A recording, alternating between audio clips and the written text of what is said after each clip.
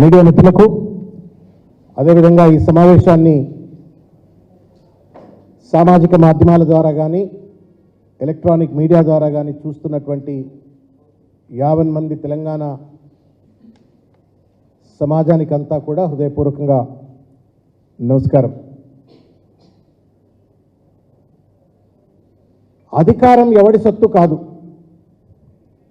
అధికారం శాశ్వతం కూడా కాదు.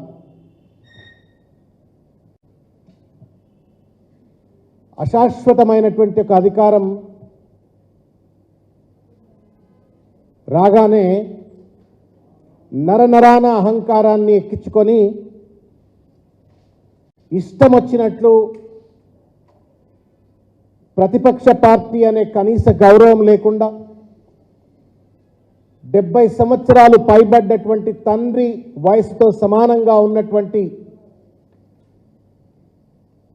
తెలంగాణ సాధనలో తన జీవితాన్ని ఫణంగా పెట్టి వచ్చిన తెలంగాణను బాధ్యతగా అభివృద్ధి చేసినటువంటి ఒక మహానాయకుడిని పట్టుకొని కేసీఆర్ గారిని పట్టుకొని ఇష్టం వచ్చినట్టు మాట్లాడుతున్నటువంటి ఒక రేవంత్ రెడ్డి గారు మరియు ఆయన కంపెనీ యొక్క దుర్మార్గమైన వైఖరిని ఖండిస్తూ ఈరోజు ఈ పత్రికా సమావేశాన్ని ఏర్పరచడమైంది. మిత్రులారా, ఎదిగినప్పుడు ఒదిగుండాలా అని చెప్పని పెద్దలు చెప్తారు. పెద్దోళ్ళు అధికారంలో కూర్చున్నారు, అధికారం నుండి గద్దె దిగినరు, మట్టిలో కూడా కలిసిపోయినరు. రేపు మీరు మేము మనము ఇవాళ అధికారంలో కూర్చున్న వాళ్ళు కూడా అధికారం దిగక తప్పరు, మట్టిలో గలవక తప్పరు. కానీ అధికారంలో ఉన్నప్పుడు ఎంత హుందాగా ఉన్నాము, ఆ కుర్చీకి ఎంత గౌరవం తెచ్చినాము, ఆ కుర్చీ వల్ల ఎంతమంది ప్రజల జీవితాల్లో వెలుగులు నింపాము అనేటువంటిది ముఖ్యమైనటువంటి ఒక అంశం.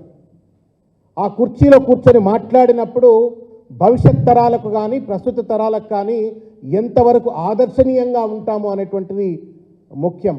కానీ దాన్ని మర్చిపోయి కన్ను మిన్ను గానకుండా ఇవాళ నరనరాన అహంకారాన్ని, ఆధిపత్య అహంకారాన్ని ఎక్కించుకొని ఇవాళ రేవంత్ రెడ్డి అండ్ కంపెనీ ఇష్టం వచ్చినట్లు మాట్లాడుతున్నటువంటి ఒక వైఖరి, ముఖ్యంగా కేసీఆర్ గారి పైన బీఆర్ఎస్ పార్టీ పైన మాట్లాడుతున్నటువంటి ఒక వైఖరి సభ్య సమాజం ఖండించవలసిన అవసరం ఉందని చెప్పి ఈ సందర్భంగా నేను విజ్ఞప్తి చేస్తా ఉన్నాను. మిత్రులారా, ఇవాళ ఒక ముఖ్యమంత్రి హోదాలో కూర్చున్నటువంటి ఒక రేవంత్ రెడ్డి రాజ్యాంగ స్ఫూర్తి కానీ ప్రజాస్వామ్య స్ఫూర్తి కానీ కనీస సైద్ధాంతిక విలువలు లేకుండా ఒక చిల్లర గల్లీ లీడర్ లెక్క ఇవాళ మాట్లాడుతూ ఉన్నాడు. ఈ వైఖరి ముఖ్యమంత్రి కుర్చీని అగౌరవపరచడమే కాదు, తెలంగాణ సమాజాన్ని అగౌరవపరిచినట్టు అనేటువంటి ఒక విషయాన్ని రేవంత్ రెడ్డి తెలుసుకోవాలా అని చెప్పని ఈ సందర్భంగా నేను విజ్ఞప్తి చేస్తా ఉన్నాను. బుద్ధి జ్ఞానం ఉన్నదా, అన్నం తింటున్నావా, గడ్డి తింటున్నావా అని చెప్పని వాళ్ళ రేవంత్ రెడ్డి గారిని మేము ప్రశ్నిస్తూ ఉన్నాం. ప్రతిపక్ష పార్టీ ఇచ్చిన వాగ్దానాలు అమలు చేస్తారనే భరోసాతో అమలు చెయ్యమని ప్రజలు మీకు పట్టం కట్టి మిమ్మల్ని వాళ్ళ అధికారంలో కూర్చోబెట్టిండ్రు. అదేవిధంగా ప్రజల పక్షాన ప్రశ్నించమని చెప్పని ప్రభుత్వాన్ని నిలదీయమనేటువంటి ఒక బాధ్యత ప్రతిపక్ష హోదాలో ఉన్నటువంటి ఒక బీఆర్ఎస్ పార్టీకి కేసీఆర్ గారికి కట్టబెట్టిండ్రు. ఇవాళ నీ బాధ్యత ఇచ్చిన వాగ్దానాన్ని అమలు చేయటం, మా బాధ్యత ఆ వాగ్దానాలను అమలు చేయమని చెప్పని నిరంతరంగా గుర్తు చేయటము, నిరంతరంగా ప్రజల పక్షాన ప్రశ్నించడం మా బాధ్యత. నీ పని నువ్వు చేసుకో, మా పని మేము చేసుకుంటాం. అంత మాత్రం చేత ఇవాళ ప్రశ్నిస్తున్నారు కదా, మీరు ఇచ్చినటువంటి ఒక వాగ్దానాలను అమలు చేయమని చెప్పని అడుగుతున్నారు కదా అని చెప్పినటువంటి ఒక పాపానికి ఇవాళ ఇష్టం వచ్చినట్టు కేసీఆర్ గారిని తూలనాడతావా రేవంత్ రెడ్డి? అసలు తెలంగాణకు పట్టినటువంటి ఒక శని, తెలంగాణ రాజకీయాలకు పట్టిన శని రేవంత్ రెడ్డి వాళ్ళ. సరే, యాక్సిడెంటల్గా ముఖ్యమంత్రి అయినావు, మంచిదే, ప్రజలు నీకు ఒక మ్యాండేట్ ఇచ్చిండ్రు. ఆ కుర్చీలో కూర్చున్న తర్వాత అయినా సరే నీ వక్రబుద్ధి మార్చుకోకపోతే ఎట్లా? ఆఖరికి దావోస్ సాక్షిగా ఇష్టం వచ్చినట్టు మాట్లాడినావు, ప్రపంచ పెట్టుబడుల వేదిక అయినటువంటి ఒక దావోస్లో ఇష్టం వచ్చినట్టు మాట్లాడినావు. లండన్కు పోయి కూడా కుక్కతో ఒక గుండ్రాయి కడితే చక్కగా కాదని చెప్పని లండన్కు పోయి కూడా ఇష్టం వచ్చినట్టు మాట్లాడినావు. మళ్ళీ హైదరాబాద్లో వచ్చి కూడా ఇవాళ ఇష్టం వచ్చినట్టు మాట్లాడుతున్నాడు. ఏం వైఖరిది? అసలు నిన్నని లాభం లేదేమో అనిపిస్తూ ఉంది ఇవాళ. అసలు నిన్ను ముఖ్యమంత్రి హోదాలో కూర్చోబెట్టిన రాహుల్ గాంధీ గారిని కాంగ్రెస్ పార్టీ పెద్దలు అనాలా. ఇటువంటి పెద్ద మనిషిని తీసుకొచ్చి 4 కోట్ల మంది ప్రజల మీద రుద్ది భవిష్యత్ తరాలకు ఇదే ఆదర్శం అని చెప్పని చూపించే రీతిలో వ్యవహరిస్తున్న రేవంత్ రెడ్డి వైఖరిని దయచేసి రాహుల్ గాంధీ అయినా సరే, లేకపోతే ఖర్గే అయినా సరే, ఆయన చుట్టూన్నోళ్ళు అయినా ఆయన చూపించండి, లేకపోతే ఆయన ఏదైనా మందో మాకో ఏసైనా సరే ఆయన బుద్ధిని మార్చాలా అని చెప్పని కోరుతా ఉన్నాను. సభ్య సమాజం నవ్వుకునేటువంటి ఒక రీతిలో చిల్లరగా రేవంత్ రెడ్డి వ్యవహరిస్తూ ఉన్నాడు. బిల్లా రంగా అని మాట్లాడుతూ ఉన్నాడు. అసలు బిల్లా రంగాలు నువ్వే. మీ కొమటిరెడ్డి వెంకటరెడ్డి ఏం మాట్లాడుతూ ఉన్నాడు, నువ్వేం మాట్లాడుతూ ఉన్నావు? అసలు చార్లెస్ శోభరాజు, బిల్లాలు, రంగాలంతా మీరే ఇవ్వాలా? ఇచ్చిన వాగ్దానాలను అమలు చేయమంటే ఇవాళ బీఆర్ఎస్ పార్టీ పైన దాడి చేసేటువంటి ఒక వైఖరి, అది బిల్లా రంగా వైఖరి అంటారా, ఇంత మంచి వైఖరి అంటారా? రేవంత్ రెడ్డి ఒక్కసారి అద్దం ముందు నిలబడి ప్రశ్నించుకోవాలని చెప్పని నేను కోరుతా ఉన్నాను. ఇవాళ ఆయన మాటలు ఒక్కసారి నేను మీడియా ద్వారా ప్రజలందరికీ కూడా నేను తెలియదలుచుకున్నా.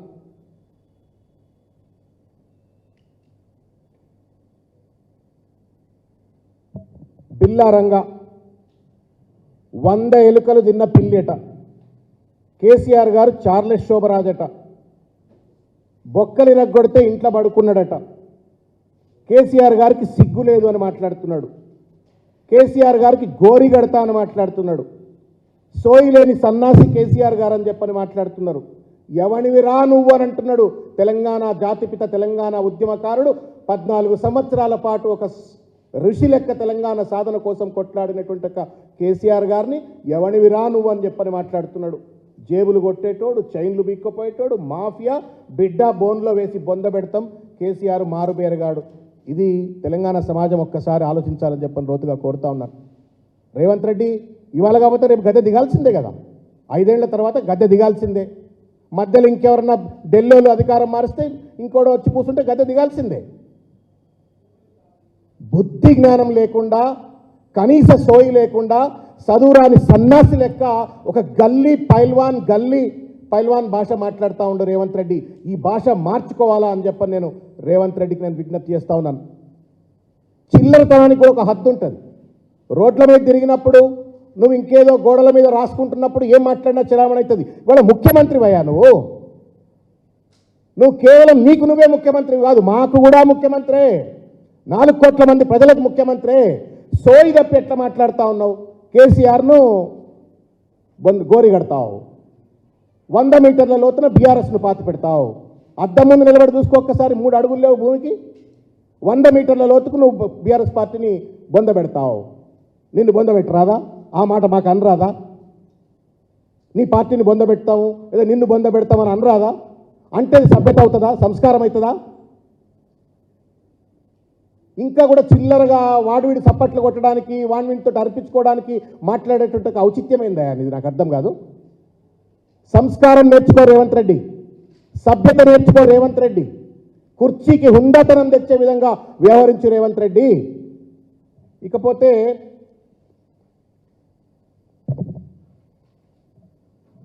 ఒక ఆయనేమో తోలు తీస్తా అంటాడు, ఒక ఆయనేమో పిసుకుతా అంటాడు, ఇంకొక ఆయన అంటున్నాడు నిన్న, ఆయనట తొడలు కొడితే గుండెలు పగిలిపోతాయట. మీ తొడలేమన్నా ఇనుప తొడలా లేకపోతే ఉక్కు తొడలా?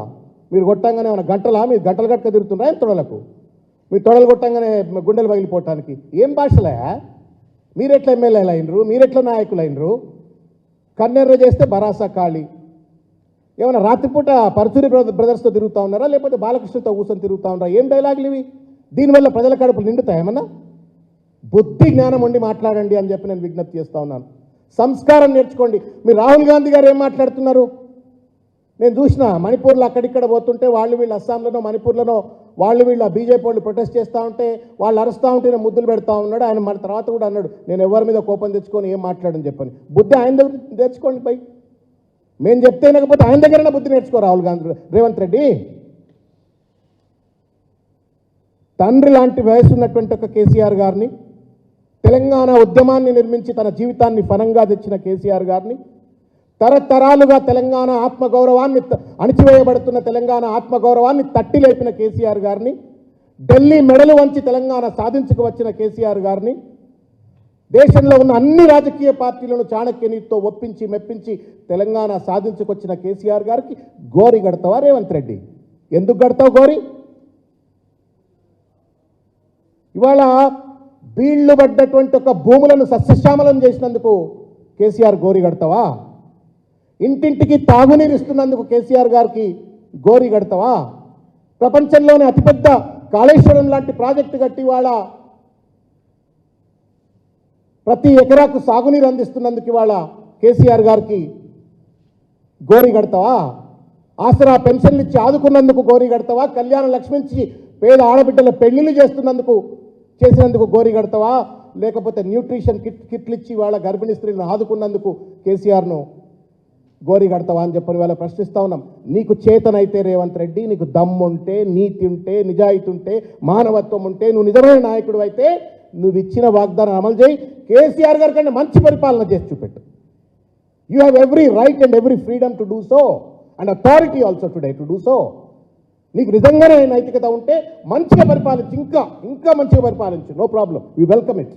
కానీ ఇష్టం వచ్చినట్టు మాట్లాడుతుంటే మాత్రం నీ నాలుక తెగగోస్తారు తెలంగాణ సమాజం అనే విషయాన్ని దయచేసి గుర్తుపెట్టుకోవాలని చెప్పి నేను తెలియజేస్తా ఉన్నాను.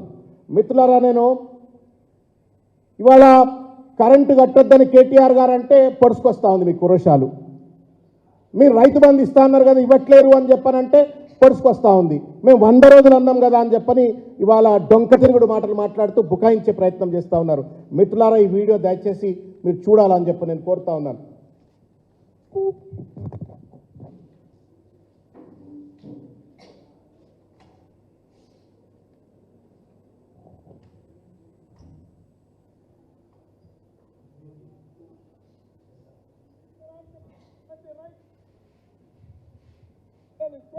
పండుగ ముందలు ఇస్తుండు. అందుకే ఈసారి వ్యవసాయ పనులు మొదలయ్యే ముందరే సంవత్సరానికి ప్రతి రైతుకు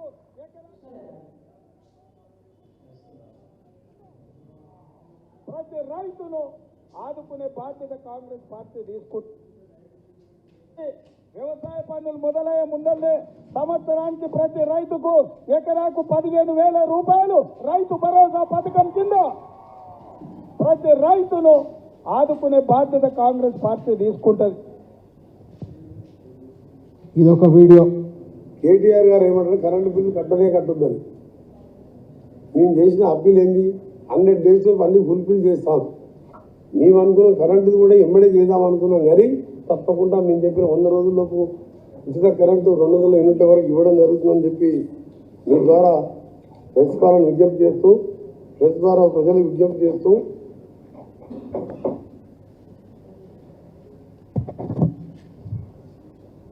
నిరుద్యోగ వృత్తి ఎప్పుడు ఇస్తారని అడుగుతూ ఉన్నారు మిత్రుడు. నేను నిరుద్యోగ వృత్తి 6 గ్యారెంటీల్లో కానీ నేను దీంట్లో కానీ మేము చెప్పలేము. बेरोजगार युवाओं के लिए हर महीने 4,000 रुपए बेरोजगारी भत्ता हम कह रहे हैं देंगे. సరే, ఇది మీరు మళ్ళొకసారి కావాలంటే వెరిఫై చేసుకొని మాట్లాడండి.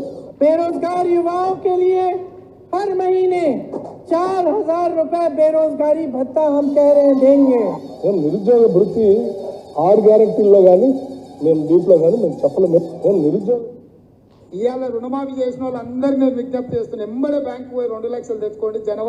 డిసెంబర్ 9 నాడు నేను రాగానే మాఫీ చేస్తా. ఇవాళ చంద్రశేఖరరావు ఏమనుకుంటున్నా అంటే రుణమాఫీ చేసిన ఓట్లు నాకు పడతాయని. నేనేం చెప్తున్నా అంటే రుణమాఫీ అయిన వాళ్ళందరూ ఎంబడే పోయి మళ్ళీ 2 లక్షల రుణం తెచ్చుకోరి. డిసెంబర్ 9 నాడు నేను అవి మాఫీ చేస్తా. కాబట్టి రైతులందరికీ నేను విజ్ఞప్తి చేస్తున్నా. ఇప్పుడు పెన్షన్ తీసుకుంటే 2,000 వస్తుంది, కానీ 1 నెల వాయిదా పడ్డదంటే వచ్చే నెల మేము 4,000 ఇస్తాం. మా అక్కలకు మా పెద్దమ్మలందరికీ నేను చెప్తున్నా, వచ్చే నెల నుంచి ఇంటికి కరెంటు బిల్లు కట్టాల్సిన పని లేదు. మీ కరెంటు బిల్లు కాంగ్రెస్ పార్టీ కట్టదు. 100 రూపాయలు కూడా కరెంటుకి మీకు కట్టాల్సిన పనే లేదు. టీవీ పెట్టుకోవచ్చు, ఫ్యాన్ వేసుకోవచ్చు, మంచిగా బాజాబ్తా కరెంటు బిల్లు లేకుండా మీరు గృహలక్ష్మి పథకం కింద మీకు కరెంటు బిల్లు వస్తుంది. ఇప్పుడు తీసుకుంటే 10,000 వస్తుంది రైతు బంధు. కాంగ్రెస్ అధికారంలోకి వస్తే 15,000 వస్తుంది. ఇవాళ రుణమాఫీ చేసిన వాళ్ళందరికీ నేను విజ్ఞప్తి చేస్తున్నా. ఎంబడే బ్యాంకు పోయి 2 లక్షలు తెచ్చుకోండి. డిసెంబర్ 9 నాడు నేను రాగానే మాఫీ చేస్తా. నేనేం చెప్తున్నా అంటే రుణమాఫీ అయిన వాళ్ళందరూ ఎంబడే పోయి మళ్ళీ 2 లక్షల రుణం తెచ్చుకోరి. డిసెంబర్ 9 నాడు నేను అవి మాఫీ చేస్తా. కాబట్టి రైతులందరికీ నేను విజ్ఞప్తి చేస్తున్నా, ఎంబడే పోయి బ్యాంకు పోయి లోన్లు తెచ్చుకోరి. వచ్చిన ఎంబడే నేను రుణమాఫీ చేస్తా.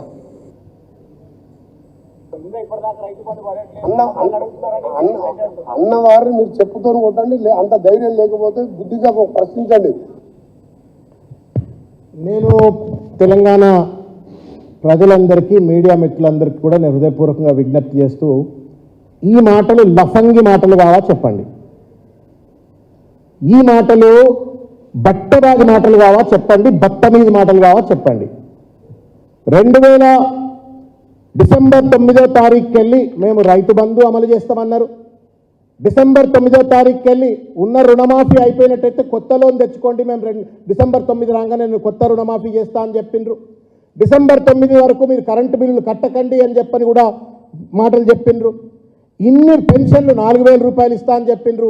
ఈ మాటలు చెప్పింది ఇదేమి మార్ఫ్డ్ వీడియోస్ కాదు, లేకపోతే బీఆర్ఎస్ పార్టీ సృష్టించిన వీడియోలు కావు. ఇవి ఎన్నికల ప్రచార సందర్భంలో కోమటిరెడ్డి వెంకటరెడ్డి కావచ్చు, లేకపోతే రేవంత్ రెడ్డి కావచ్చు, వీళ్ళందరూ కూడా ఈ బిల్లా రంగాలు, అభినవ బిల్లా రంగాలు, ప్రభుత్వంలో చలమవుతున్న బిల్లా రంగాలు మాట్లాడిన మాటలు. వీటిని కేటీఆర్ గారు గుర్తు చేసినా బీఆర్ఎస్ పార్టీ గుర్తు చేస్తేనేమో బిల్లా రంగాలని చెప్పని ఎదురుదాడి చేస్తూ ఇవాళ ప్రజలను తప్పుదోవ పట్టించేటువంటి ఒక ప్రయత్నం చేస్తూ ఉన్నారు. కేసీఆర్ గారి పైన ఇష్టం వచ్చినట్టు మాట్లాడే ప్రయత్నం చేస్తూ ఉన్నారు. అడ్డదిడ్డంగా కేసీఆర్ గారిని తిట్టి, అడ్డదిడ్డంగా బీఆర్ఎస్ పార్టీ పైన తూలనాడే భాష వాడి ఇవాళ ప్రజల యొక్క ఆలోచనను, వాళ్ళు చేసిన వాగ్దానాల నుండి డిఫ్లెక్ట్ చేసేటువంటి ఒక ప్రయత్నము, దారి మళ్లించేటువంటి ఒక చిల్లర ప్రయత్నం చేస్తూ ఉన్నారు. దీన్ని తెలంగాణ సమాజం దయచేసి గుర్తుపెట్టుకోవాలని చెప్తా ఉన్నాను. అరే నాయనా, మీకు చేతనైతే వాగ్దానాలు అమలు చేయండి, చేత కాకపోతే చంపలేసుకొని మా వల్ల కావట్లేదు, మేము నిజంగానే డిసెంబర్ 9 నాడు వరకు కరెంటు బిల్లులు కడతామని చెప్పినాము, రైతు బంధు ఇస్తామని చెప్పినాము, రైతు రుణమాఫీ చేస్తామని చెప్పినాము, 4,000 రూపాయల పెన్షన్ ఇస్తామని చెప్పినాము, అన్ఎంప్లాయ్మెంట్ అలవెన్స్ ఇస్తామని చెప్పినాము, కానీ మేము రకరకాల కారణాల చేత మేము అమలు చేయలేకపోతున్నామని చెప్పని చంపలేసుకొని ప్రజలకు క్షమార్పణ చెప్పండి. కానీ అడిగినటువంటి ఒక బీఆర్ఎస్ పార్టీ పైన ఇష్టం వచ్చినట్టు దాడి చేస్తే మాత్రం తస్మాత్ జాగ్రత్త, అంకుశం లెక్క మీ ఎంబడి పడతాం. మీరు చేసినటువంటి ఒక వాగ్దానాలు తప్పనిసరిగా ప్రజల ముందు ఎండగడతాం, ఎత్తి చూపుతాం, అమలు చేసేంత వరకు నీ ఎంబడి పడతామని చెప్పని ఈ సందర్భంగా నేను తెలియజేస్తా ఉన్నాను. అది మా బాధ్యత. ప్రజలు ప్రతిపక్ష హోదా ఇచ్చింది, దానికి అయినటువంటి ఒక కనీస రాజ్యాంగ ప్రజాస్వామ్య స్ఫూర్తి రేవంత్ రెడ్డి తెచ్చుకోవాలని చెప్పని ఈరోజు కోరుతా ఉన్నాను. ఇకపోతే తెలంగాణ సమాజం అర్థం చేసుకోవాల్సిన ఒక ముఖ్యమైనటువంటి ఒక విషయం ఏంటంటే, ఇవాళ రేవంత్ రెడ్డి కాంగ్రెస్ ఇవాళ బీజేపీతో తెలంగాణలో ఏ రకంగా కుమ్మక్కైంది అనేటువంటి ఒక విషయాన్ని ఒకసారి లోతుగా అర్థం చేసుకోవాలని చెప్పి నేను కోరుతా ఉన్నాను. రేవంత్ రెడ్డి గారు ముఖ్యమంత్రి హోదాలో నరేంద్ర మోడీ గారిని కలిసిన తర్వాత జరిగినటువంటి ఒక పరిణామ క్రమాల్లో ఒకానొక ఇంటర్వ్యూ జరిగితే మోడీ గారితో నేను ప్రత్యేకంగా సపరేట్గా మాట్లాడుకున్న, చాలా అంశాలు చాలా కాన్ఫిడెన్షియల్గా పర్సనల్గా మాట్లాడుకున్నా అని చెప్పని ఆ ఇంటర్వ్యూలో అన్నారు.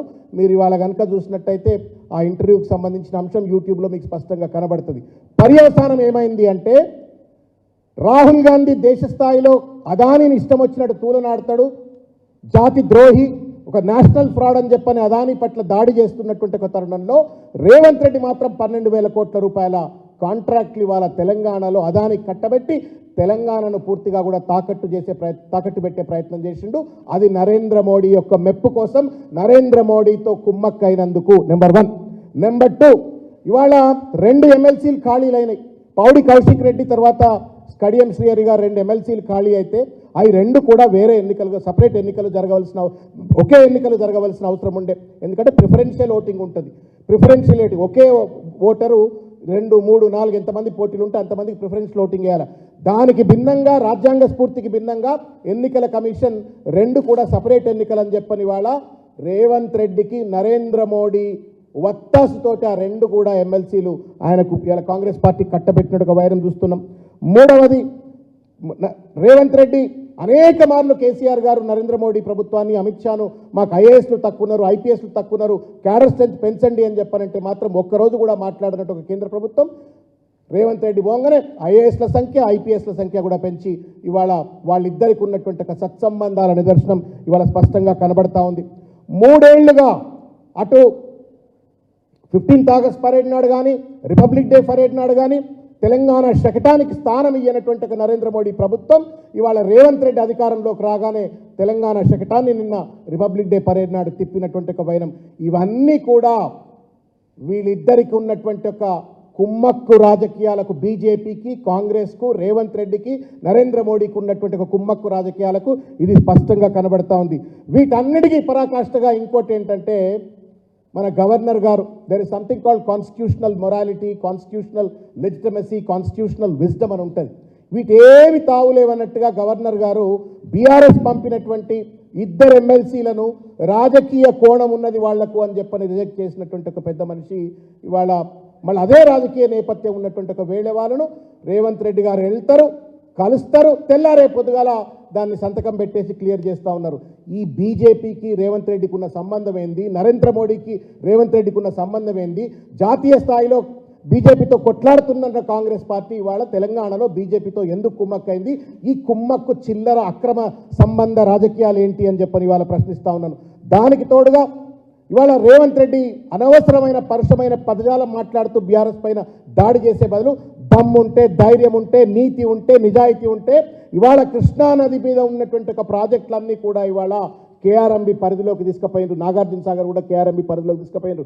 కృష్ణా జలాల వాటా తేల్చని కేంద్ర ప్రభుత్వం ఇవాళ మొత్తం తెలంగాణ హక్కుల కృష్ణానది పైన అన్ని కూడా కేఆర్ఎంబి కట్టబెడుతుంటే సంకలు గుద్దుకొని చోద్యం చూస్తున్న రేవంత్ రెడ్డి, నీకు పౌరుషం ఉంటే ఢిల్లీతో పోయి ఆ కేఆర్ఎంబికి ఎట్లిస్తావని చెప్పని కొట్లాడాలని చెప్పని కోరుతా ఉన్నాము. ఈ కుమ్మక్కు రాజకీయాలను, ఈ చిల్లర రాజకీయాలను దయచేసి తెలంగాణ సమాజం అర్థం చేసుకోవాలని చెప్పని కోరుకుంటూ చివరిగా ఒక్కసారి విజ్ఞప్తి రేవంత్ రెడ్డి గారికి, మీరు ముఖ్యమంత్రి, మీకే ముఖ్యమంత్రి కాదు, మీ పార్టీకే ముఖ్యమంత్రి కాదు, తెలంగాణ సమాజానికి ముఖ్యమంత్రి. ఆ సమాజంలో మేము కూడా భాగమే. మా ముఖ్యమంత్రి ఎట్లుండాలా అని చెప్పని కోరుకునేటువంటి ఒక హక్కు, ఔచిత్యం మాకుంది. కాబట్టి దయచేసి నీ సంస్కారం మార్చుకో, సభ్యత మార్చుకో, నీతితోటి నిజాయితీతోటి పరిపాలన కొనసాగించి పేరు తెచ్చుకోగాని తెలంగాణ సమాజాన్ని చిల్లరగా చూసేటువంటి ఒక నీచమైనటువంటి ఒక దిగజారే స్థాయికి దిగజారొద్దు అని చెప్పని ఈ సందర్భంగా కోరుకుంటూ ముగిస్తా ఉన్నాను. Thank you.